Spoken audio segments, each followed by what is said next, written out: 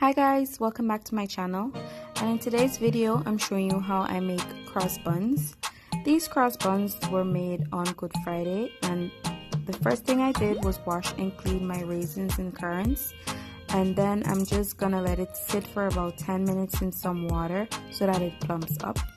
The other ingredients are sugar, warm milk, yeast, evaporated milk, currants, chopped raisins, nutmeg, lemon zest, cinnamon, baking powder, essence, melted butter, and of course our flour. So I activate my yeast always, and I just put a few spoons of sugar into the warm milk, and then I dump these in there. This step is optional. You could just add everything to the flour and it's gonna be fine. So the next step is to make a well into your flour, and then I'll add all the ingredients into there, starting with the wet ones.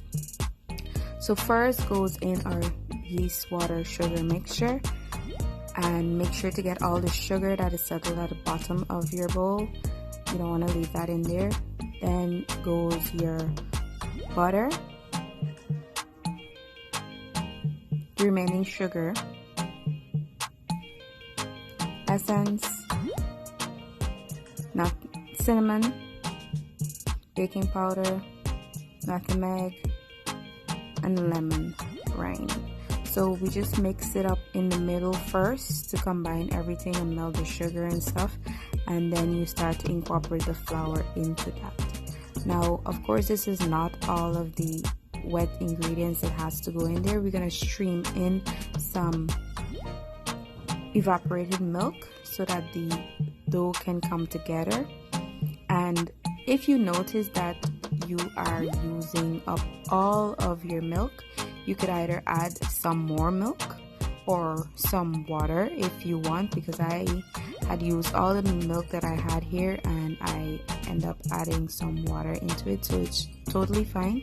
You could add milk if you want, but just don't dump all of your liquid in at once. Just don't. Now add your raisins and currants into the dough. I had chopped my raisins using the food processor, and I just, chopped it just a little, not to make it into a paste or anything, just so that it can be smaller. I didn't put the currants because they were already small, and you just need to mix it around. Once there is dry flour, please do add more liquid. You can use your milk or water, as I said, and just squeeze it together. It may look dry, but once you knead it and bring everything together, it's going to get the consistency in which we want.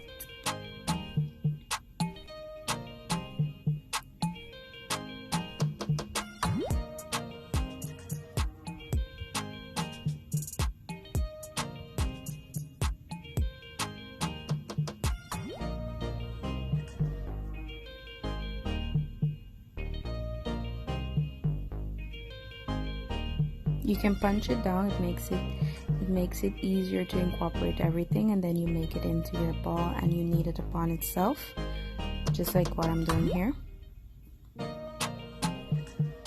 This took about 15 minutes honestly, because it was a lot of dough and there was a lot of kneading and coming together of it, so at this point my hand was aching.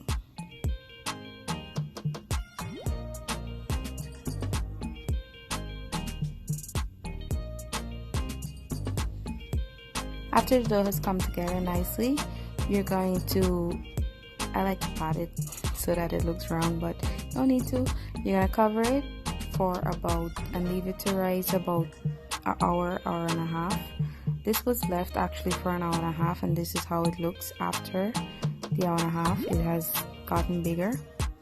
Not necessarily doubled in size, but it has gotten bigger. So I'm going to divide this dough into two, make it very easy for me to handle. If you can handle all of it at once, you go ahead, but I would divide it into two and then roll each piece into a log and then divide that into my desired amount.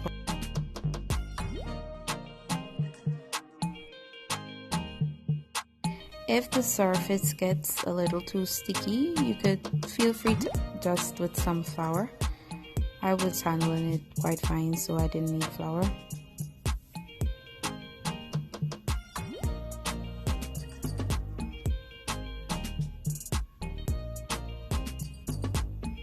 All of the ingredients used in this recipe will be down in the description box.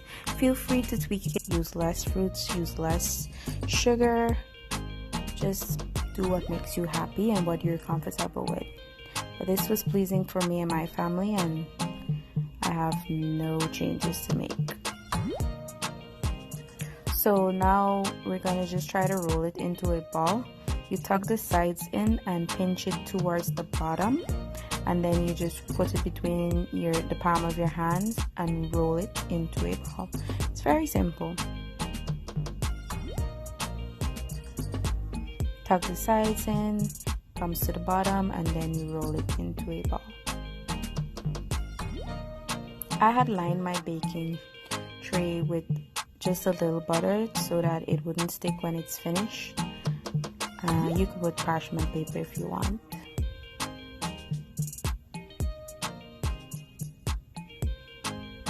I was able to get 27 cross buns out of this.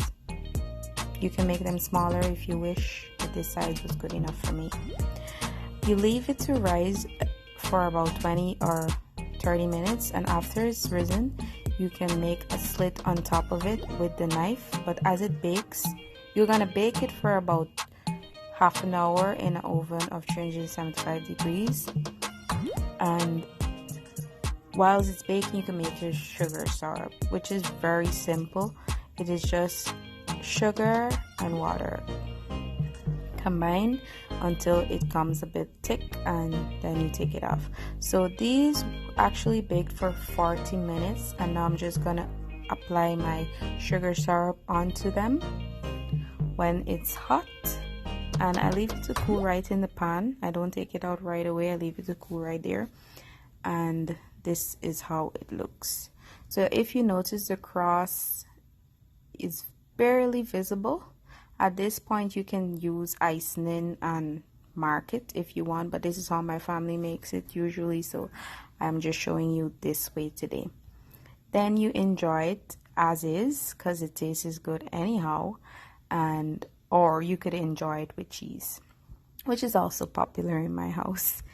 This is how we eat it. And thanks to my husband for showing me this, because all the years that I've been eating cross buns at my mom's house, I was just eating it plain, no cheese inside. But man, when you try it with cheese, I don't think there's any turning back.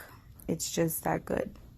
So there you have it. I hope you do try the recipe. Easter is not finished, it's not gone. If you didn't have cross buns on Good Friday, you could have some today. Thanks for watching, guys.